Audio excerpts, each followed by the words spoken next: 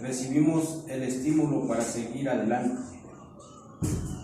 Alguien que sabía de lo que hablaba comentó una vez que el dolor es la piedra del toque de todo progreso espiritual. Y este 10º paso nos habla de la palabra estropección. Dice que esa palabra es como hacer un viaje hacia mis adentros, hacia conocerme.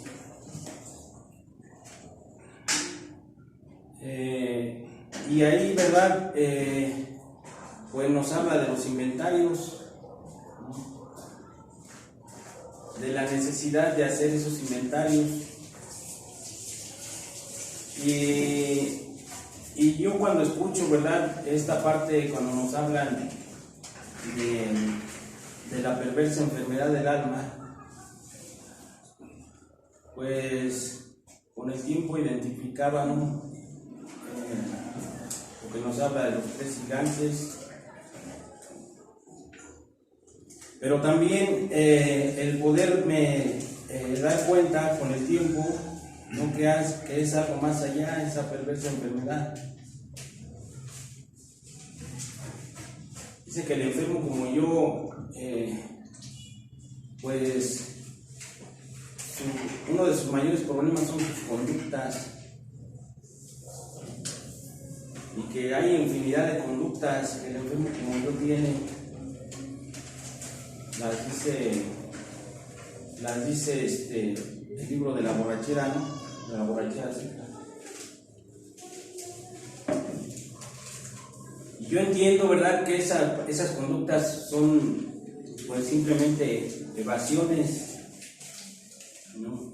Evadir algo que no quiero ver, ¿no?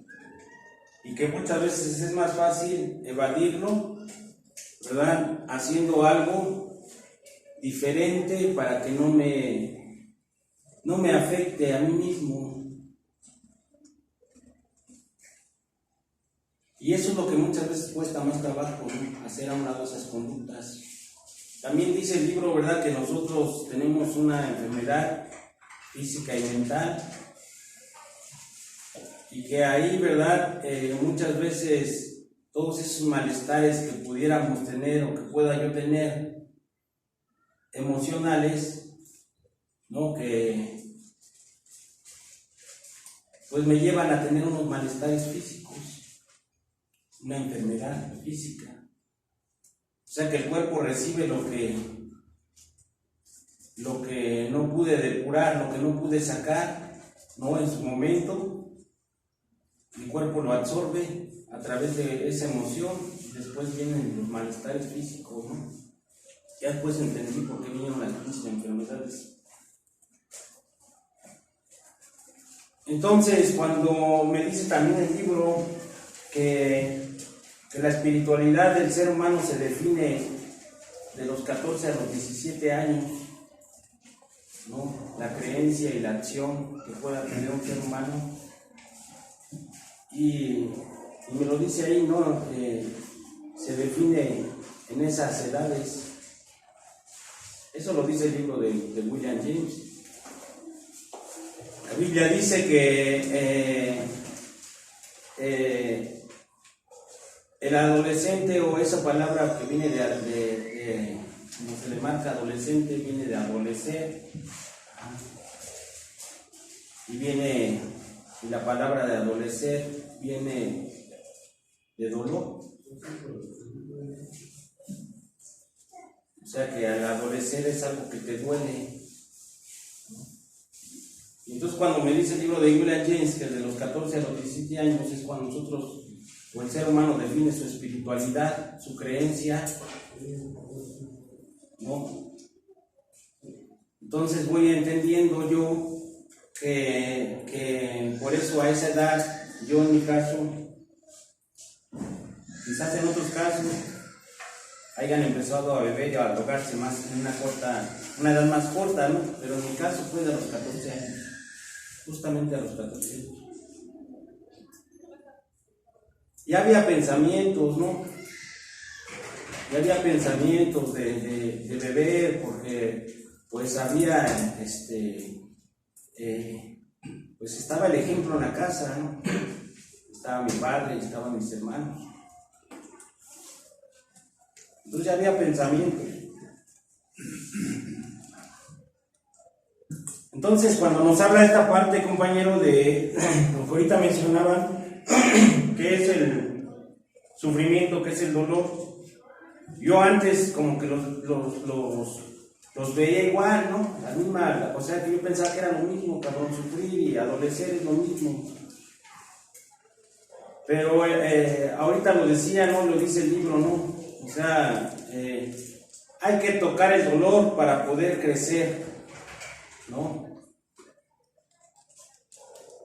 Entonces, cuando empiezo a identificar en mí, porque este programa es para mí, lo que es el sufrimiento, pues entonces me doy cuenta que desde que llegué yo aquí a un grupo, empecé a sufrir, ¿no? Porque lo dice bien claro el libro azul, ¿no? Todo alcohólico sueña con ser un bebedor social algún día, piensa que en la agrupación le van a enseñar eso.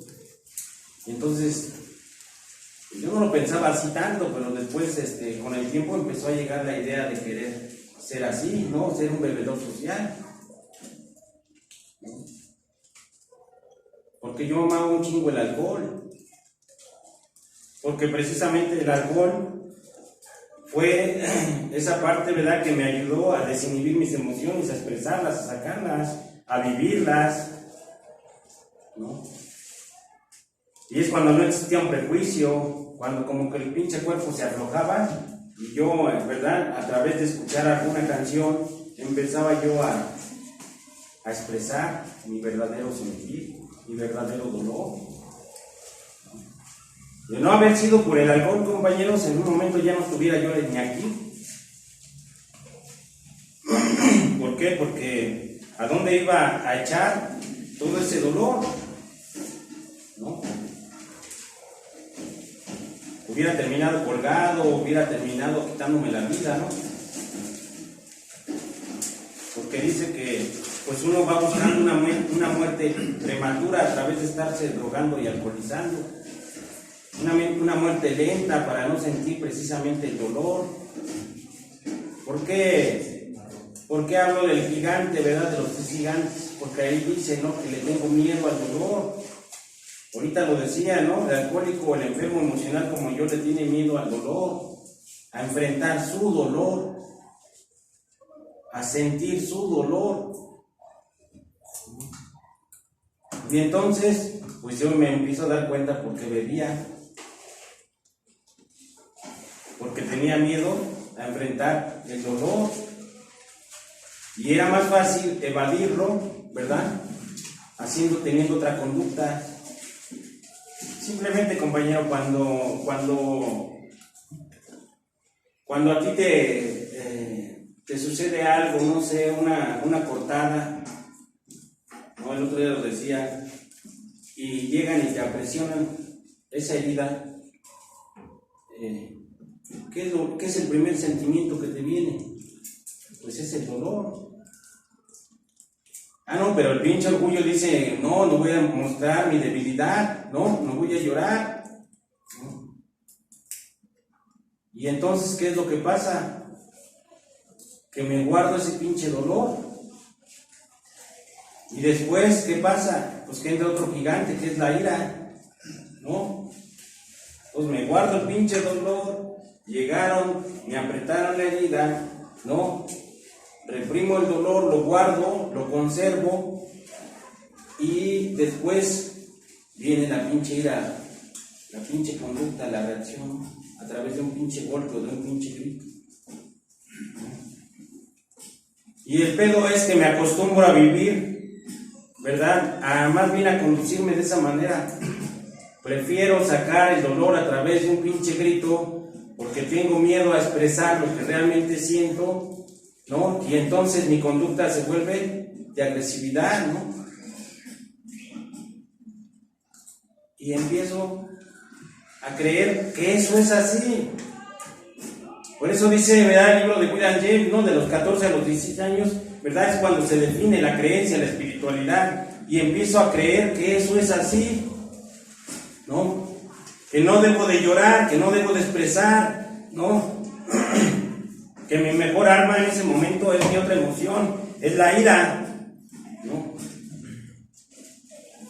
Y empiezo a dañar a los demás, ¿no? Dice el 8º paso, nos habla de esos daños, ¿no? Hacer una lista de los daños a las personas que dañamos, ¿no? ¿Y cuánto estuvimos dispuestos a hacer para reparar?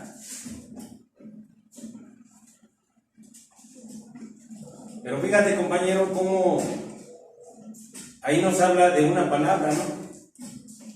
También el perdón. Tengo que pedirles perdón a esas personas que yo dañé, ¿no? Por mis pinches conductas alcohólicas, ¿no?, de drogadicción o de pinche neurosis, ¿no? Pero se me olvida, porque soy una persona que nada más leo a medias, nada más leo esa parte porque vengo cargado de mucha pinche culpa por esos daños, y se me olvida que el mejor perdón que puedo realizar es conmigo. Entonces yo podría perdonar a todos, ¿no? Pero no, mientras no encuentre yo el perdón hacia conmigo mismo, me voy a seguir dañando, voy a seguir teniendo esas conductas. Y entonces entra la parte que me dice, ¿no?, cuando nos dice el 7º paso, humildemente le pedimos a Dios que nos liberase de estos defectos, ¿no? Ya hicimos un inventario, ya nos dimos cuenta, ¿no? Y nos empezamos a dar cuenta más a través de que ahora ya tenemos los ojos abiertos, y hay una conciencia que nos dice lo que estamos haciendo, que nos lo reclama. A mí me lo reclama cada vez que quiero hacer algo o quiero dañar. Más bien es un aviso, ¿no?, de lo que pueda suceder cuando yo lo haga. Y me dice que yo tengo que empezar a ser humilde.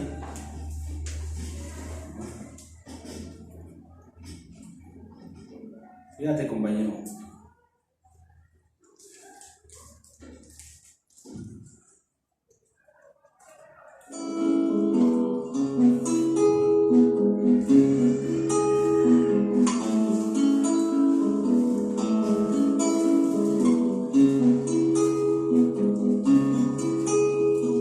Frente a ti, junto a la cruz, está este pobre corazón que no pudo más.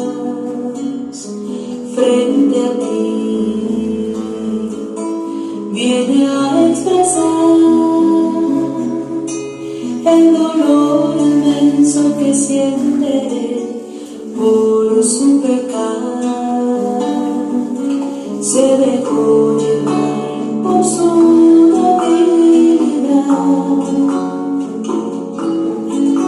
se dejó arrastrar por su infidelidad a ti, y ahora está aquí,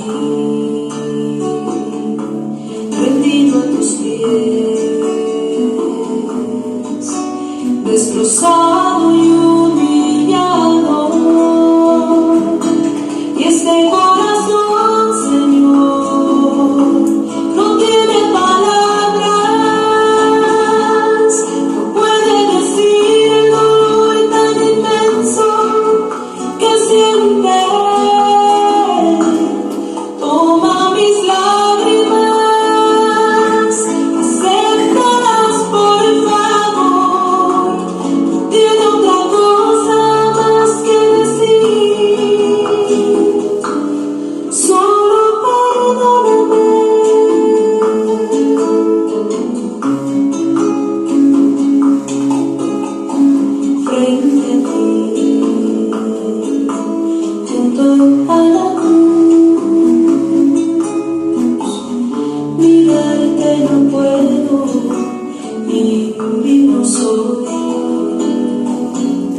Mira, Señor,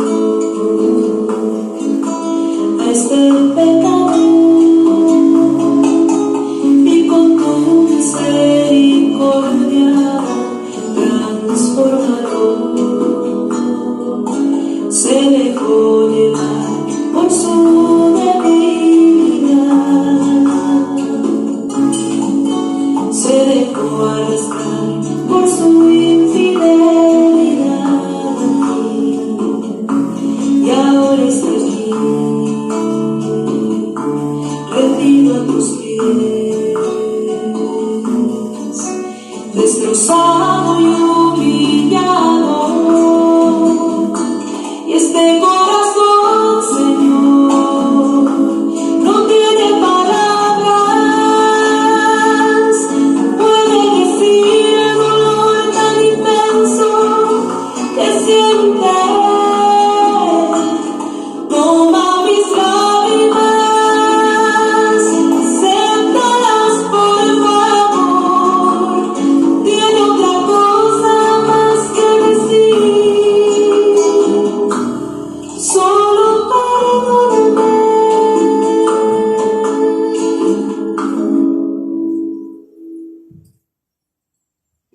Y sabes, entonces cuando pude entender que el enfermo como yo solamente utiliza la mente, mas no utiliza el corazón.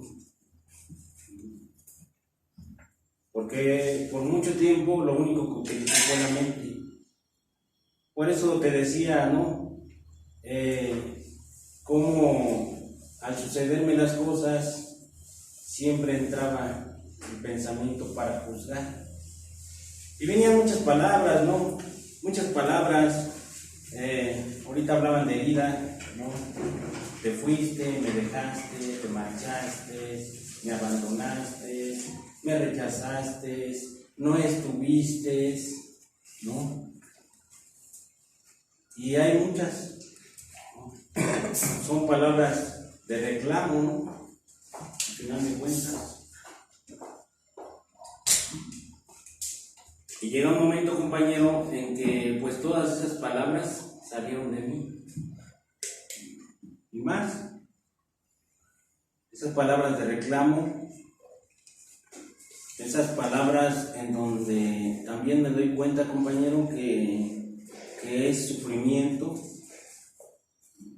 Son palabras donde el egoísmo habla.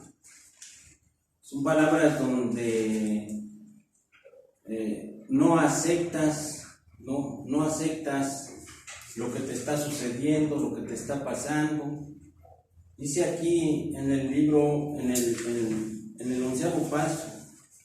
Además, muchos de nosotros nos valíamos de una lógica muy contundente que probaba que no existía ningún Dios. ¿Cómo se explicaban todos los accidentes, enfermedades, crueldades e injusticias del mundo? ¿Cómo se explicaban todas aquellas vidas infelices que eran la consecuencia directa de un nacimiento desgraciado o de las vicisitudes incontrolables de las circunstancias? Estábamos convencidos de que es un mundo tan caprichoso, la justicia no podía existir y por lo tanto tampoco podía existir Dios. Es cuando yo digo, compañero, y lo dice también, que la voluntad para cada ser humano, la voluntad de Dios para cada ser humano es diferente.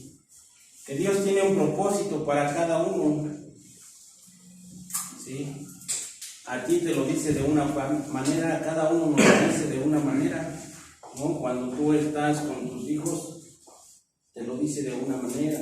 Cuando tú estás en tu trabajo, te lo dice de una manera. Cuando tú estás con tu esposo, te lo dice de una manera. Cuando tú estás con algún familiar, te lo dice de una manera. Cuando tú vas en la calle ante la sociedad, te lo dice de alguna manera, ¿no? Y esa es la voluntad para cada uno. Y el no aceptar esto que dice aquí, que acabo de leer del 11º paso, pues yo cuando llego a un grupo, compañero, yo llego renegando no nada más de la desgracia que yo vivo en ese momento, que yo digo vivir en ese momento, sino que también llego, ¿verdad?, culpando a los demás por lo que me sucede, ¿no? Llego culpando pues a la vida por lo que me ha acontecido desde niño, ¿no?, a tener unos padres, ¿no?, en donde pues nunca pude observar, pude ver, ¿verdad?, una convivencia en donde el amor uniera a esa familia y pudiera yo ver, ¿verdad?, que hubiera manifestaciones de amor, porque déjame decirte que se hablaba mucho de Dios, ¿no?, y había muchos, bueno, no muchos, algunos cuadros, ¿no?, de las imágenes, ¿no? Pero yo sinceramente no tenía ninguna creencia en ese tipo de imágenes, no le daba ningún valor, porque lo que yo veía era todo lo contrario a lo que se hablaba de Dios. Y entonces lo que yo empezaba a ver, ¿verdad?, eran discusiones, ¿no?, eran gritos, ¿sí?, eran malestares, ¿sí?, a llegar a un grado, ¿verdad?, en que ya nadie se podía sentar a la mesa. ¿Por qué? Porque tuvimos que hacerlo cada quien por su lado, porque ya no había ningún grado de unidad, porque siempre habían pleitos, inclusive hasta golpes, en una mesa en donde debería de haber unidad, donde debería de haber compartirse el alimento, donde debería de darse gracias, ¿no? Lo único que había era reclamos, era reproches, ¿no? Y empezaban a haber gritos, y empezaban a haber hasta golpes. Y entonces empecé a ver yo todas esas conductas de mi familia, de mis padres, de mis hermanos, y empecé, ¿verdad?, a darme cuenta, ¿verdad?, que no era la familia que yo creía, y mucho menos después era la familia que yo deseaba tener. Por eso a esa edad de la niñez, ¿verdad?, yo empiezo a ver, ¿verdad?, y a envidiar a las familias cuando yo las veo salir en unidad, cuando las veo, ¿verdad?, desde una ventana, cómo salen en Semana Santa, que a un balneario, ¿no?, cómo realizan sus fiestas. Yo empiezo a ver todo eso, compañero, ¿sí?, y entonces empiezo a vivir la envidia de ver cómo otros sí pueden disfrutar, de ver cómo otros sí pueden estar en unidad, de ver cómo otros, ¿verdad?, al llegar su padre, corren y lo reciben y lo abrazan, de ver cómo otros, ¿verdad?, al ver a su madre, ¿verdad?, todavía tienen esa obediencia, ese respeto, ¿no? Y entonces volteo a ver hacia mi casa, hacia mi familia, y es todo lo contrario. Y es todo lo contrario. ¿Sí? Y entonces empiezo, ¿verdad?, a vivir una frustración. ¿Por qué? Porque realmente la expectativa no estaba cumplida, no se estaba cumpliendo en ese momento. No era lo que yo deseaba, no era lo que yo necesitaba para poder llenarme, para poder sentirme diferente, porque hasta eso envidié la sonrisa de otro niño. Yo recuerdo cuando tenía, no sé, 10 años, recuerdo en los meses de diciembre se hacían las posadas, ¿no? Era la tradición, ¿no?, que cada casa hacía la posada, que daba su piñata, ¿verdad?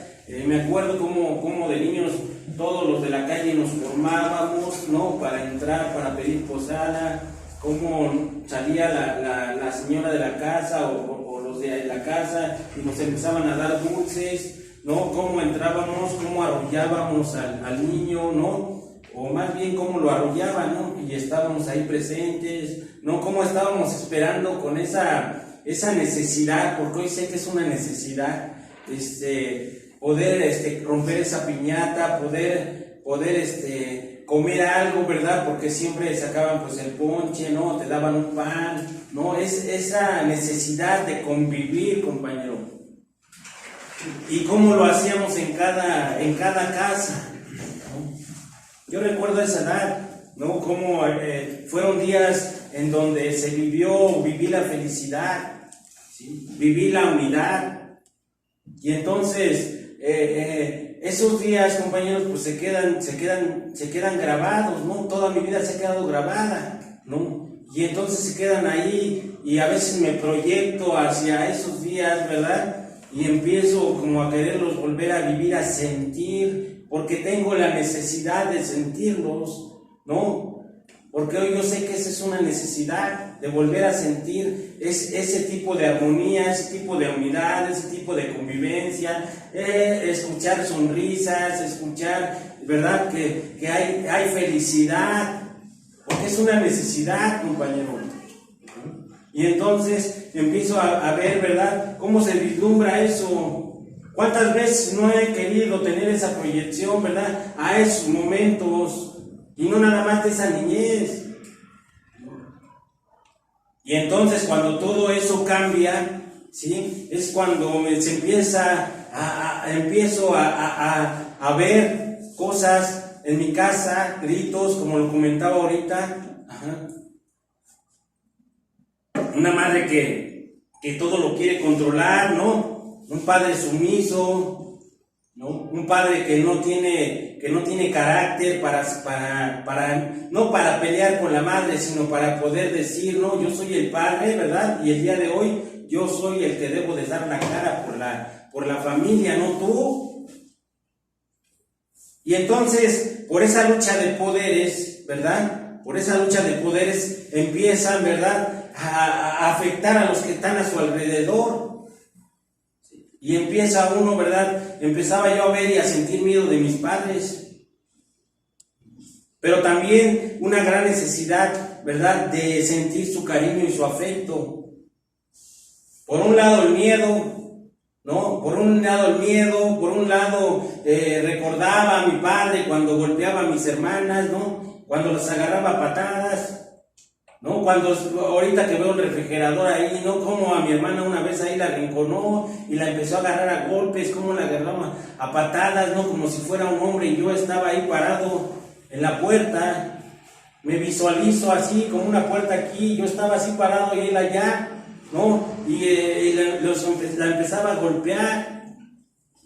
Y entonces en ese momento, ¿verdad?, venía la parte de la impotencia, ¿no? Y venía la parte de gritarle a mi padre, quererle gritar a mi padre que no la golpeara. ¿Por qué? Porque yo tenía con mis hermanos en ese momento, ¿verdad?, una unión muy fuerte. Porque también recuerdo que cuando venían los sábados de gloria, cuando venían, nos mojábamos y dentro de la casa jugábamos, ¿no? Y nos aventábamos las cubetadas de agua y salíamos con los vecinos y con los de la calle y corríamos por todos lados mojándonos. Entonces yo tenía, ¿verdad?, en ese momento una unidad muy fuerte con mis hermanos. Y todo lo que les pasara en ese momento a ellos, pues a mí me dolía. Y así como vi, ¿verdad?, a mi padre en ese momento, cómo estaba golpeando a mi hermana, así vi, ¿verdad?, en varias ocasiones cómo, ¿verdad?, sin ningún pensamiento, sin ninguna conciencia, lo hacía con los demás. Yo recuerdo cómo cuando mi padre o mi madre querían pegarme, ¿verdad?, llegaba mi hermano, el que seguía de mí, y entonces lo que decía él, ¿sabes qué hacía? Él se ponía y me cubría y me decía, si le va a pegar a él, primero pégueme a mí, a él no lo toque, ¿no? Y él siempre tuvo esas acciones, ¿no? Tuvo esas acciones de siempre defenderme, ¿no? Siempre protegerme. Porque no nada más fue una ocasión, fueron varias ocasiones en donde él, ¿verdad?, pues incluso él recibió los golpes por mí, porque creo que en ese momento mi padre, al ver que él hacía eso, ¿verdad?, o mi madre, ¿verdad?, decía, tú no quieres que le pegue a él, pues entonces te voy a pegar a ti. Y entonces él le recibía todos los golpes en la espalda. Y yo recuerdo, ¿verdad?, cómo como mi hermano, el mayor, ¿verdad? Pues para mí era como yo lo veía así, no como la imagen de un padre, sino la imagen de decir es el mayor, es el que me protege, es el que me cuida, ¿no? Porque yo escuchaba muchas veces a mi madre cuando él decía, es que tu hermano, cuando nosotros vivimos aquí, cuando llegamos aquí, esto era un cerro. Y tu hermano nos llevaba, yo le decía, ¿no? Él era muy chaparrito, ¿no? Él le decía, ve y acompaña a tus hermanas hasta la carretera para que tomen el camión, y tenía que bajar el cerro caminando, y decía que él es el que las cuidaba. Y muchas veces me decía mi madre, no, él tomó el papel que tu padre nunca tomó. Él fue el que siempre anduvo conmigo para todos lados, y cuando íbamos a vender, él me cargaba las bolsas, ¿no? Me cargaba los bultos, ¿no? Porque no le decía bolsas, le decía los bultos, ¿sí? De cosas, y él me llevaba, y él andaba ahí cuidándome, y me estaba cuidando ahí en el puesto, que no se robaran las cosas, y estaba al pendiente. Y eso por mucho tiempo, ¿no? Me lo platicaba. Entonces yo empecé a tener, ¿verdad?, de mi hermano una imagen, ¿verdad?, como si fuera un segundo padre, ¿no? Esa persona que me protege, esa persona, ¿verdad?, que a través de lo que yo escucho de mi madre, ¿verdad?, es una persona, ¿verdad?, que en cualquier momento yo sé que él va a estar. Y entonces, compañero, pues me voy creando, ¿verdad?, esa manera de pensar. Al ver a mi padre cómo era, empiezo a tomar a mi hermano, ¿verdad?, como esa persona, ¿verdad?, a la cual le tengo que guardar un respeto, a la cual, ¿verdad?, sí, me tengo que recargar en él. Porque mi padre definitivamente, pues, aunque él quería, ¿verdad?, en su momento hacerse responsable, no tenía el carácter para hacerlo. ¿Sí? Y era más fácil para él, pues eso es lo que dice tu madre, eso es lo que opina tu madre, eso es lo que quiere tu madre, eso es lo que se va a hacer porque lo dice tu madre. Entonces una persona falto de carácter. Y entonces empiezo a hacer a mi padre a un lado, a desplazarlo, a desplazar esa parte de autoridad, ¿no? Y a empezar a recargarme sobre mi madre, porque ella es la que decide, ¿no? Pero también hay una cosa que dice el libro, ¿no? Que en una niñez, ¿no?, de los 4 a los 7 años, como el niño, ¿verdad?, o el ser se apega más a su madre. ¿Sí? ¿Cómo está ese cordón emocional, ¿sí?, de un hijo hacia un padre? ¿Cómo se está conectado? Por eso entiendo hoy cuando mi padre le gritaba a mi madre y la ofendía, inclusive hasta llegar a quererla golpear, ¿no? Yo corría y le decía, no le pegues, no le pegues. Y tomaba la misma actitud como con mi hermano conmigo, ¿no? Me ponía ahí en medio para que no le hiciera nada, para que ya no le siguiera irritando, para que ya no le siguiera insultando, porque llegaba un momento, ¿verdad?, en que no actuaba el carácter de mi padre, sino actuaba la emoción, ¿no?, el orgullo. Y entonces a través de eso, compañero, pues ¿qué es lo que pasa, no? Que me duele lo que le pasa a mi madre. Tenía y he tenido un apego hasta el día de hoy emocional de mi madre.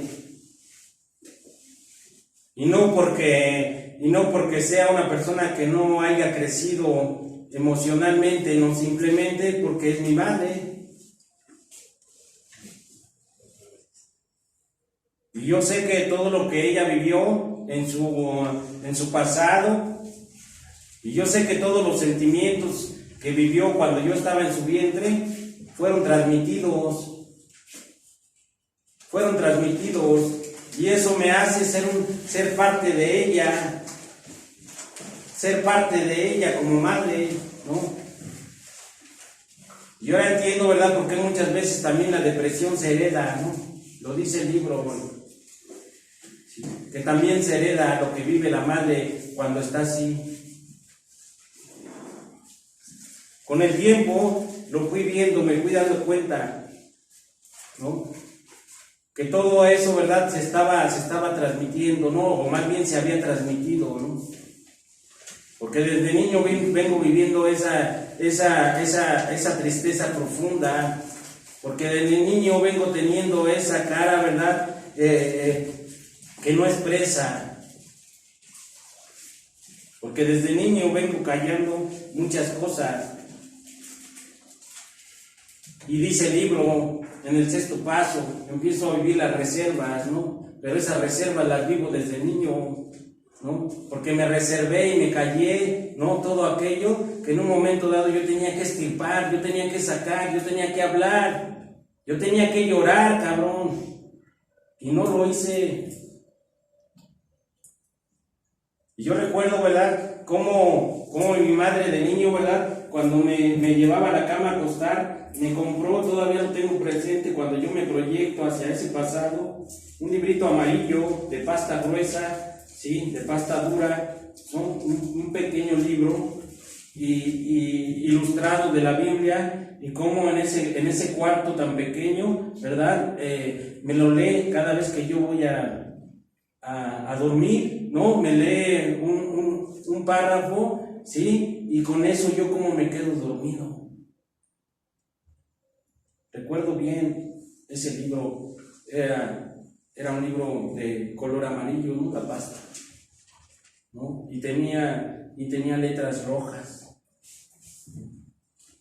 Un libro para niños.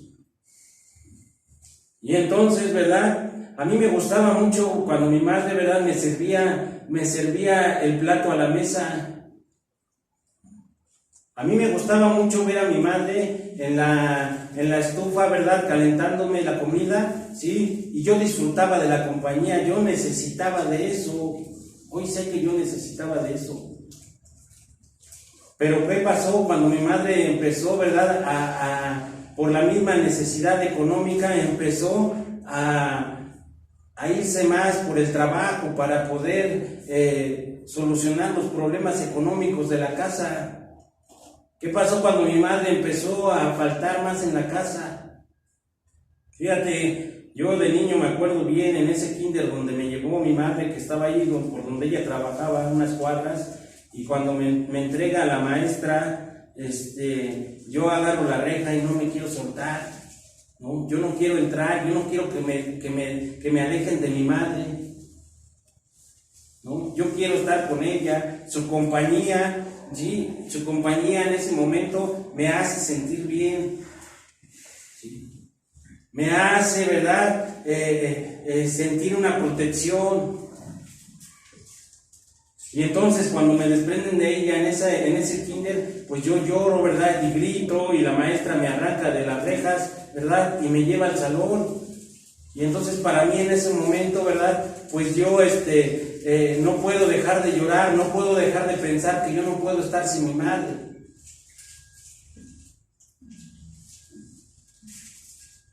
Y recuerdo bien cómo mi madre, ¿verdad?, cuando iba de repente a la escuela, estábamos en el recreo y llevaba un botecito así con tapadera, ¿no? Y llevaba en su bolsa una torta así bien envuelta, ¿no? Y esa torta de huevo con frijoles que llevaba, y cómo se paraba así entre las rejas y me hablaba y me gritaba desde donde yo estaba jugando en el patio, y yo escuchaba su grito y iba corriendo con una gran necesidad. Y entonces en ese momento, ¿verdad?, me decía, siéntate. Yo recuerdo cómo abría ese café con leche y empezaba yo a tomármelo, y me abría la torta, ¿verdad?, y me dice, mira, está caliente todavía, cómetela. Y yo en ese momento, compañero, sentía una gran necesidad de estar en ese momento en una convivencia con ella. ¿Por qué te digo esto, compañero? Porque cuando mi madre decide, ¿no?, tomar el papel de mi padre y empezar a hacerse cargo de la casa en cuestión de la economía, empieza a faltar a la casa, empieza a decir, ¿sabes qué, hijo? Te voy a ir a trabajar, pero saliendo de trabajar me voy a quedar a vender, y también tengo una reunión allá en el trabajo, ¿no?, de lo de la política y esto. Cuando a mí me decía eso mi madre, yo pensaba, ¿verdad?, que en ese momento luego decía, pues esta madre, pues no va a estar nadie. ¿Por qué? Porque mi padre también se iba, ¿sí? Mis hermanos estaban en lo suyo. Toda esa parte de infancia que viví, ¿verdad?, de unidad, se fue rompiendo. Y entonces, cuando yo empiezo, ¿verdad?, a quedarme solo, ¿no? Y mira, hijo, te voy a dejar esto, te voy a dejar el otro, ¿sí?, para que cuando te vayas a la escuela. Y cuando uno, ¿verdad?, empieza a saber o a verse en la necesidad de verse protegido por alguien, porque un niño como yo, que en ese momento ya iba yo a la secundaria, empiezo a recibir, ¿verdad?, callado, miedoso, aislado, huidizo, ¿no? Empiezo a recibir las burlas de los demás. Empiezo a ser rechazado por esa sociedad. Y entonces, compañero, viene la necesidad de mi madre que está ahí presente. Pero entonces, en un principio, compañero, yo tenía tanta necesidad que cuando yo llegaba de la escuela, ¿no?, esperaba a mi madre y no llegaba y no estaban, ¿no?, y yo solo, ¿no?, y toda la mañana solo, toda la tarde, me iba en la tarde de la escuela, regresaba y otra vez solo, ¿no?, y eran las 8, 9 de la noche, y yo esperaba a mi madre en la banqueta afuera de la casa.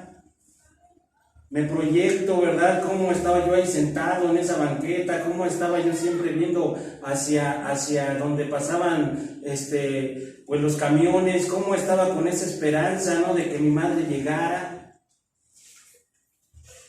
Y entonces empecé a vivir el abandono.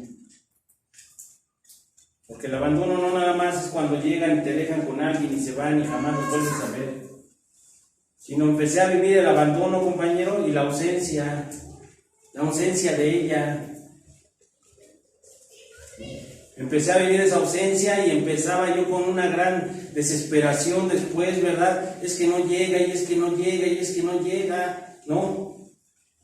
Y entonces cuando ella llegaba yo iba corriendo, ¿verdad?, hacia el camión y decía, a ver, madre, deme sus bolsas, yo le ayudo. Y entonces empecé a pasar, ¿verdad?, esa parte de días completos de estar solo, y al principio me daba miedo estar solo, pero después me acostumbré a la soledad. Si de por sí me costaba mucho hablar con alguien, socializar con alguien, mucho más me costó más trabajo cuando empecé a vivir la soledad. Y la soledad, compañero, no es más que esa plática que tú tienes contigo mismo cuando no hay nadie. Cuando te preguntas, ¿por qué mi padre así? ¿Por qué mi madre? ¿Por qué mis hermanos? ¿Por qué mis hermanas? ¿Por qué siempre problemas? ¿Por qué siempre discusiones? ¿Por qué siempre, ¿verdad?, hay gritos en esta casa? ¿Por qué se siente fría esta casa? ¿Por qué? Y empiezas a caminar y me acuerdo cómo subía y bajaba de la casa, cómo empezaba a platicar conmigo mismo, y esa es la soledad. Esa es la soledad, cuando no hay nadie con quien hablar lo que te está sucediendo, lo que estás sintiendo, cuando no hay nadie con quien expresarlo.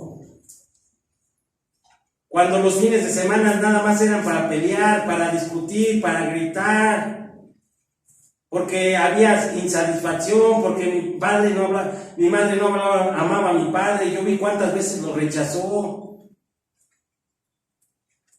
Y entonces, al ver todo eso, compañero, pues yo me empezaba a meter todos esos pensamientos, ¿no? ¿Por qué son así? Porque ya no podemos ni estar en una mesa, porque mi madre tiene que estar, ¿verdad? Siempre peleando, porque siempre tiene que estar ahí en un lavadero, porque siempre tiene que estar metida en el quehacer, porque siempre no hay un fin de semana en donde podamos convivir, en donde podamos hacer la unidad, porque siempre tiene que haber pleitos. Y entonces empieza a desarrollar la personalidad del alcohólico. Empieza a buscar, ¿verdad?, una salida, un núcleo, una sociedad que lo acepte, que lo integre.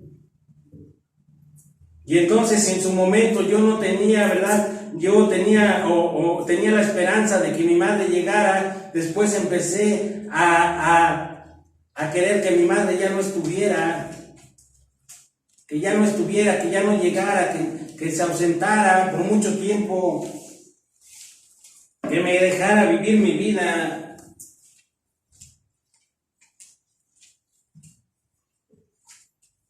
Yo duré muchos años sin poder tener una relación con mi padre. De hecho, yo llegué a los 28 años a AA. Y a los 28 años yo no tenía una relación con mi padre. Lo que muchas veces he escuchado, ¿no? Tu padre debe de ser tu mejor amigo. Yo no tuve ninguna relación de ningún tipo con mi padre, de ningún tipo. No había confianza, no había el percibirlo, el sentirlo, el amarlo, no lo había. Entonces, cuando yo llego a AA, compañero, pues llego con esa parte de mi vida, ¿no? O sea, yo no quiero a mi padre, yo no amo a mi padre. Es más, me da vergüenza que sea mi padre.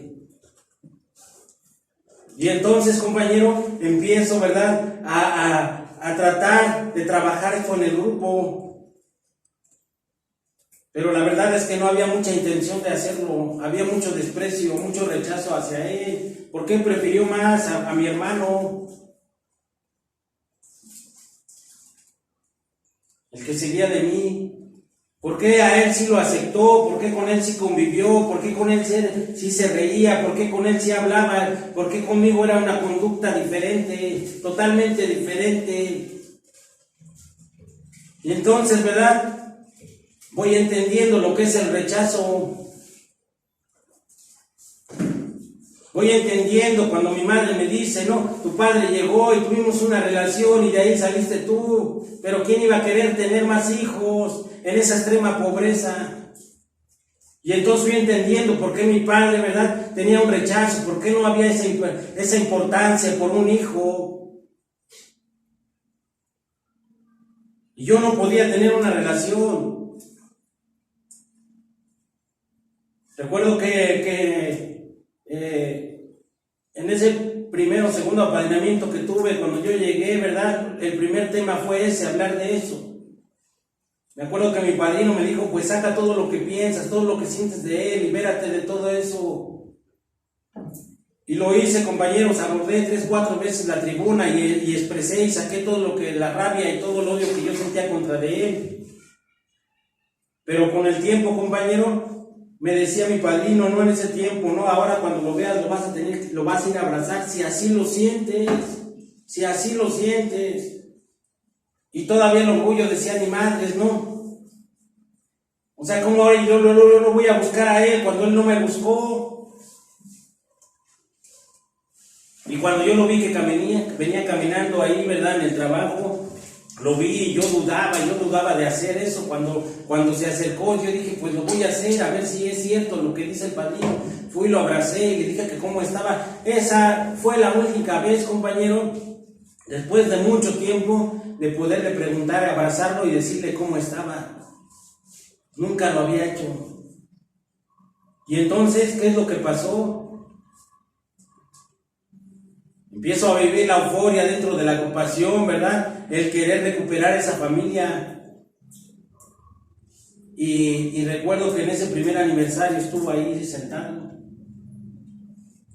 Pero cuando vino el segundo aniversario no llegó.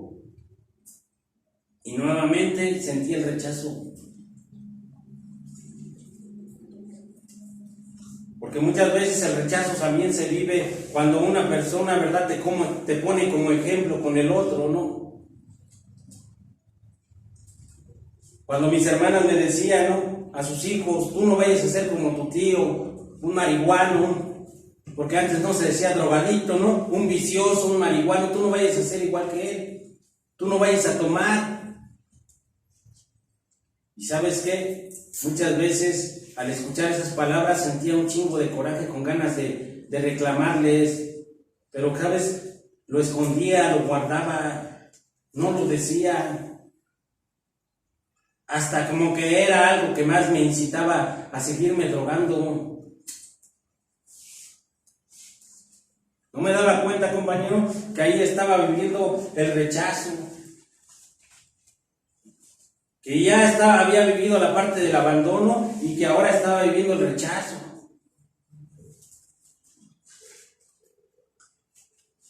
Y seguir, compañero, y darme cuenta, ¿verdad?, que en un momento, cuando yo me siento fracasado, cuando siento que en mi vida yo no he hecho nada, cuando me tiro definitivamente a la droga, al alcohol, al andar en la calle. Yo desde muy temprano salía, me iba y con los que andaban, ¿verdad?, del escuadrón, ¿no? Yo decía, chingue su madre, pues me voy con estos. Y andaba con ellos y andaba tomando, ¿no? Y ahí, como no había discusiones, no había pleitos, ¿verdad?, pues ahí yo me sentía parte de eso. Pero ¿qué es lo que pasa? No dice el libro, ¿no? Empiezas, ¿no? Cuando yo empiezo a beber, lo hago de una forma social. ¿Por qué social? Porque lo hice con otros. Cuando yo dejo de beber, lo empiezo a hacer solo, o lo venía haciendo ya solo. Y es ahí, compañero, donde muchas veces, ¿qué es lo que pasaba? Estando en un pinche callejón, estando aislado, porque te digo, me acostumbré tanto a la pinche soledad de estar aislado, en meterme en un pinche callejón oscuro, estarme drogando, que nadie me vea, quería ser invisible, quería que nadie me viera. En mi casa quería pasar desapercibido, que nadie me viera. Ya no quería que los demás estuvieran dando cuenta cómo estaba yo. ¿Por qué? Porque venía el pensamiento, pues si a ellos yo no les importo, ¿no?, pues entonces no les interesa mi vida ni cómo estoy viviendo. No quiero que me pregunten, no quiero que me hablen, no quiero que me digan, no quiero nada. Estaba tan acostumbrado a la soledad que yo solo me decía las cosas. Yo solo me aconsejaba las cosas. Así me había acostumbrado. Por eso cuando me estaba drogando, ¿verdad?, cuando salía con mi botella de tiner, cuando andaba con mi estopa en la boca, cuando andaba en la mañana todo el día drogado, ¿no?, yo solo. Por eso me gustó ese tipo de droga alucinógena. ¿Por qué? Porque empezaba a vivir, ¿verdad?, alucines.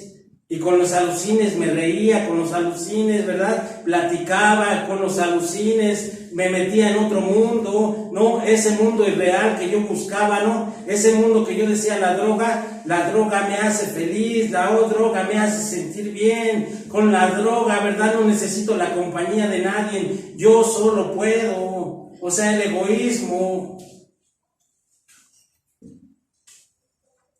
Y estar así, me acuerdo que me iba y me sentaba, ¿no?, a la orilla de un basurero, ¿no?, y estaba ahí con mi lata de activo, cabrón, y estaba ahí, agarraba un pinche trapo viejo y chingue su madre, y empezaba ahí a monear a las 12 del día, a la 1 de la tarde, todo el pinche día. Para mí no habían horas, no habían tiempos, nada más estar ahí sentado, mugroso, ya no me gustaba bañarme, ya había perdido el pinche interés. Si los demás no se interesan por mí, a mí me vale madre, yo así quiero vivir. Empezaba a escuchar música, ¿verdad?, que me hacía recordar esa infancia, esa soledad. El sentir, ¿verdad?, que era una persona que no servía ni para poder tener una relación con una mujer, porque también ahí viví el rechazo. Nadie me entiende, nadie me comprende, chingue su madre, ¿no? Yo quiero morir así, cabrón, no quiero sentir dolor, quiero morir así, algún día despertaré muerto. Cuando yo escuchaba que decían es que se despertó una cruda y se murió, yo decía, yo así quiero. Eso era el sueño en aquel tiempo, ¿verdad? Que yo escuchaba de muchos iguales que yo, ¿no? Decían, yo quiero morir, ¿no? Con una pinche botella de alcohol, yo quiero morir con una pinche toque de mota, yo quiero morir con una pinche lata de cemento, yo quiero morir con una pinche lata de activo, güey, yo quiero morir ahí, güey, y que los pinches drogadictos, güey, me acompañen al pinche panteón, güey. Muchas veces escuchábamos, ¿verdad?, entre nosotros sentados en una pinche banqueta, cabrón, un pinche callejón oscuro, cada quien en su pinche alucín, cada quien en su pinche charla, cabrón, cada quien estando hablando, cabrón, cada quien, güey, y cuando empezábamos a escuchar esa música, ¿no?, empezábamos a revivir la infancia, güey, empezar a vernos como unos pinches niños, ¿verdad?, empezamos a ver como unas personas desamparadas a las que todo el mundo rechaza, güey, mira.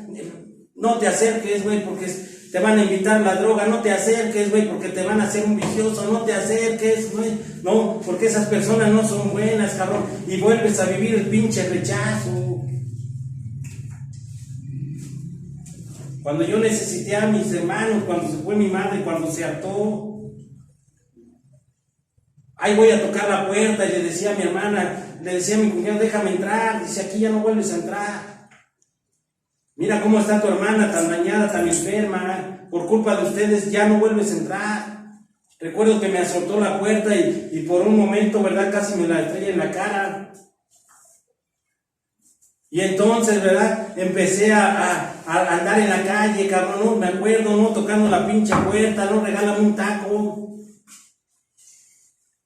Aquí ya no cabes, aquí vete. Empezar a sentir cómo el pinche estómago, cómo las pinches tripas, cabrón, se te pegan al estómago, cómo empiezas a sentir esa pinche necesidad de algo. Empezar a vivir todo eso, ¿verdad? Esa pinche pensamientos, cabrón, de venganza. Algún día, cabrón, algún día me voy a desquitar de todo lo que me han hecho, cabrón. Por su culpa yo estoy así.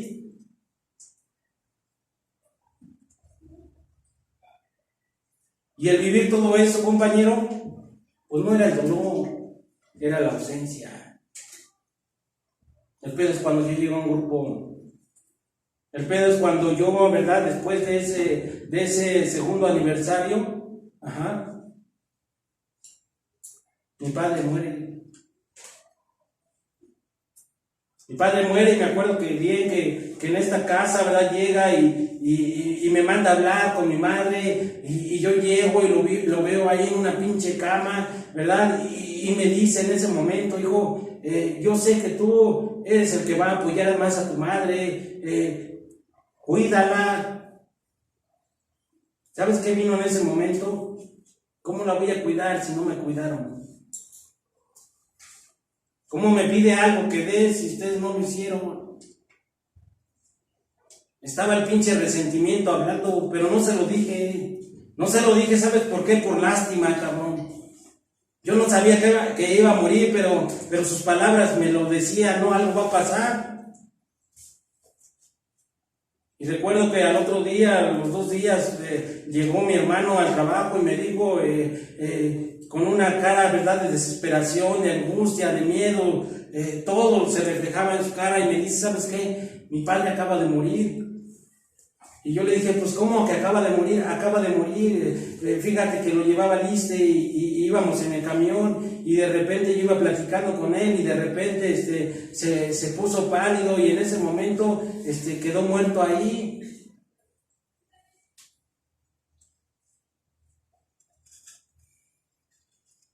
Y entonces, compañero, yo lloré.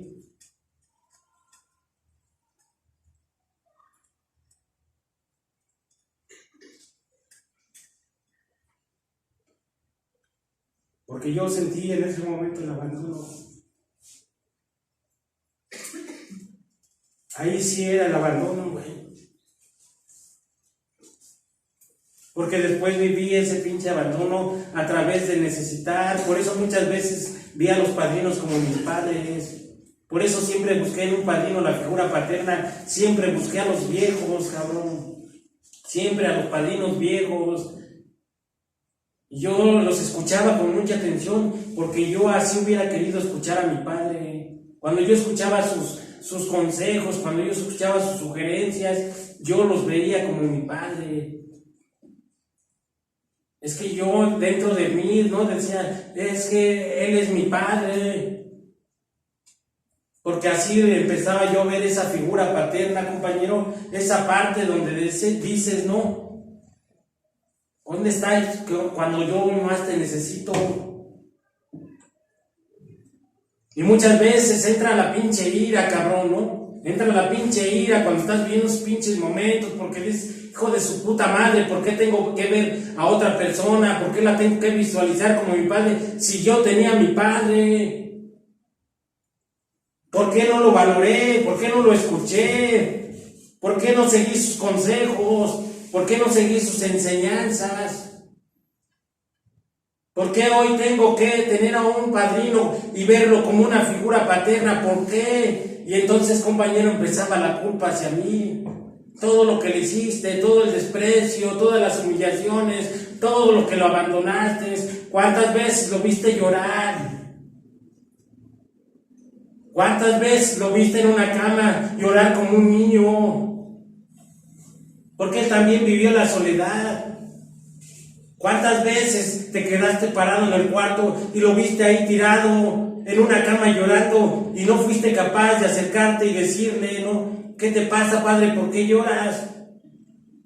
¿Cuántas veces no pudiste darle un abrazo cuando él lo necesitaba? ¿Cuántas veces te dijo, no?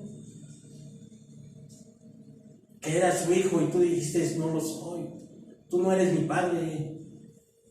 De ti no he necesitado, no he tenido nada.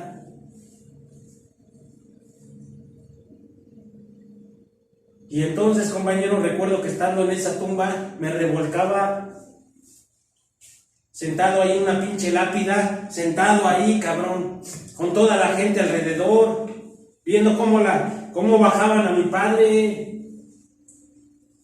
y cómo quería aventarme a la pinche caja por la puta culpa, cabrón. Por la puta culpa, cabrón. Porque en ese momento empecé a proyectarme todos los pinches desprecios, todas las veces que lo humillé, todas las veces que estaban ahí. Empecé a proyectarme, ¿no? Y a decir, no, yo merezco estar ahí, tú no mereces estar ahí. Y empecé a llenarme de culpa. Y muchas veces, inclusive, ¿verdad? En el mismo grupo, no, yo no merezco estar aquí, yo no merezco, ¿verdad? Vivir esta nueva vida de lo que me hablan los alcohólicos, porque yo no la merezco. Yo he hecho todo para morir, he hecho todo para dañar. Estaba entrando en una completa lástima de mí mismo. Y empezar a vivir en la conmiseración. Empezar a vivir en la pinche conmiseración. Y yo renegaba la gracia de Dios. Yo la renegaba. Dios no tuvo por qué haberme traído a un grupo. Yo hubiera preferido, ¿verdad?, terminar como los demás, tirado en la pinche calle, muerto, que me hubieran matado. ¿Por qué? ¿Por qué el día de hoy estoy ocupando una silla aquí? Inventé a entrar en la pinche conmiseración. Y después de la muerte de mi padre, a los 6 años viene la muerte de mi hermano. ¿Cómo lo encontré? Recuerdo que saliendo del trabajo, ¿no? Una patrulla ahí parada en la entrada, estaba el policía y estaba una de las personas con las que él tomaba y se acercó y me preguntó el policía mi nombre. Le dije, sí, soy yo. Y entonces se acercó el otro compañero y me dijo, ¿sabes qué? No te vayas a poner mal, pero tu hermano tenía 15 días tirado en un terreno baldío muerto. Y la delegada de la colonia fue la que nos avisó, dio aviso.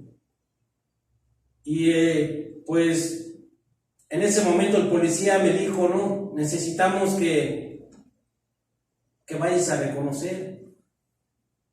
Salió mi madre, salió mi hermana, nos subimos a una camioneta, nos llevaron a la CENEFO, llegamos ahí, temblándome las piernas, temblándome el cuerpo, y en ese momento nos dice el médico de ahí, nos dice, ¿quién va a pasar a reconocer el cuerpo? Y dice mi madre, al verla cómo se estaba, pues en ese momento desmoronando de dolor, le dije, yo voy a pasar, y pasé a verlo.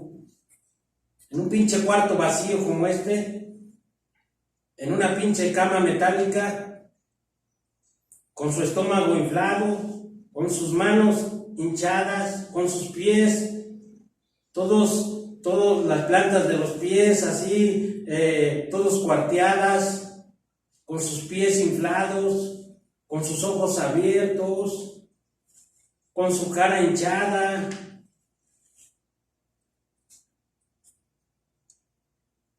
Y su vista perdida. Y en ese momento cuando yo entré, ¿verdad? Y me le quedé viendo y lo observé y me dijo, ¿él es tu hermano? Le dije, sí, él es mi hermano. Y no quise llorar, porque nuevamente venía la parte del orgullo. No quise permitirme sentirlo. Ese hermano al que yo había visto como una parte paternal, al que de alguna manera siempre me dijo, yo voy a estar contigo, yo te voy a cuidar. Recuerdo que estuvimos ahí en el velorio, ¿verdad? Lo incineraron. Llegué al grupo y los compañeros me dijeron, adelante, ¿no? Sube a tribuna.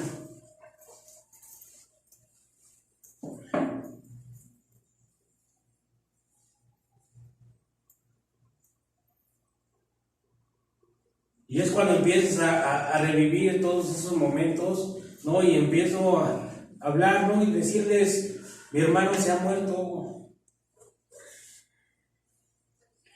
Y me duele.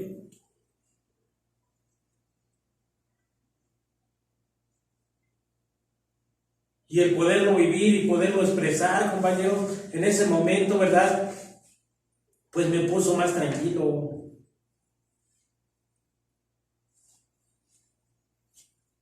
Cuando llegué de otro inventario y me hablan por teléfono a la 1 de la tarde, tu hermano está muerto. ¿Cómo que está muerto? Está tirado ahí en la casa. Llego nuevamente, ¿verdad? Subo a la parte de arriba, tratando de pedirle a Dios a que me dé fortaleza. Y cuando subo y lo veo ahí tendido, sus ojos abiertos, una cara de miedo, su cuerpo pues casi puros huesos, ¿no?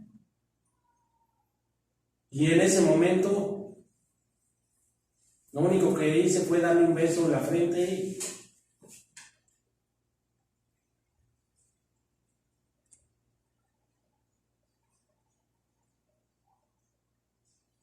y decirle que su agonía y su sufrimiento ya habían terminado, que ya estaba con mi padre, ¿no? Que ya iba a poder estar nuevamente unido con él.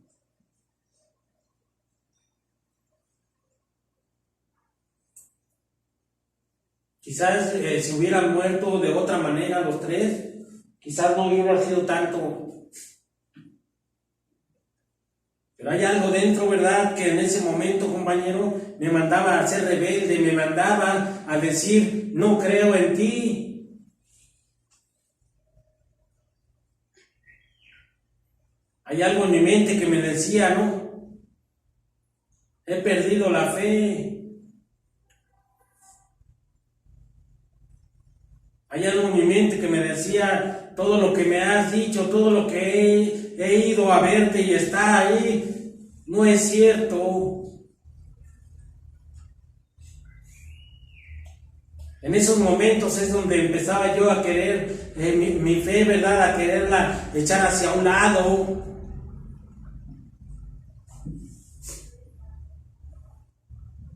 Me acuerdo que me fui a la hacienda y se lo entregué a Dios. Y entonces al sacar todo ese dolor, compañero, fue como pude poder estar tranquilo.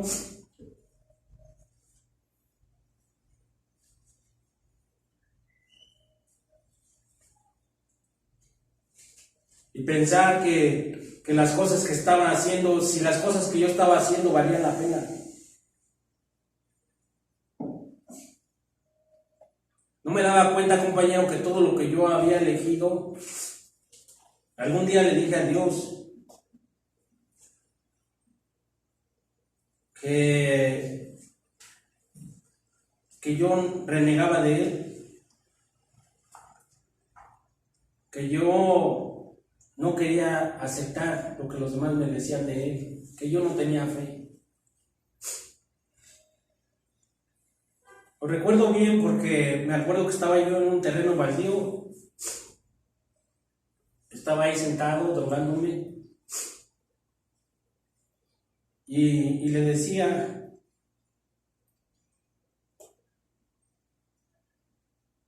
tú dices que existes, pero sí es cierto que existes el día de hoy. Si tú me sacas de todo esto, yo me voy a entregar a ti. En mi locura, en mi alucín, en mi sufrimiento o en mi dolor. Porque yo ya no quiero vivir, le decía a Él. Yo me entrego a ti.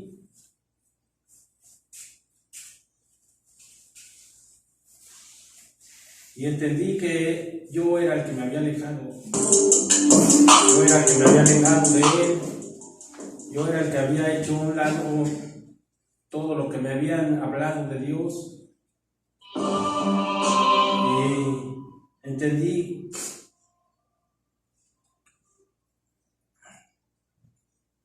con el tiempo, con los años, estando ahí sentado,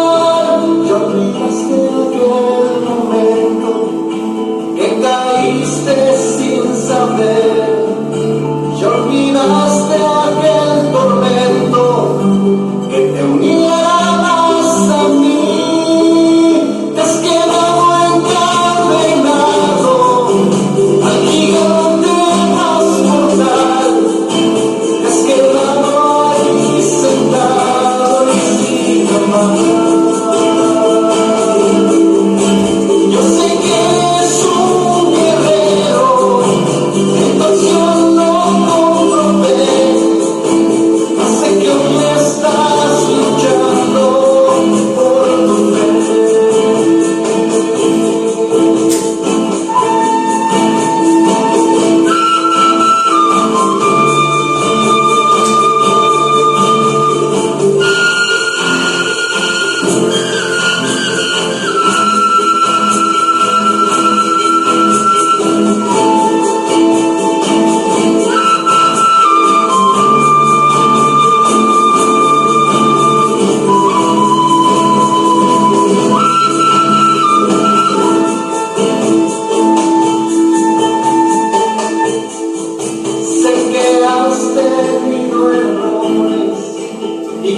ahora sí que sabes.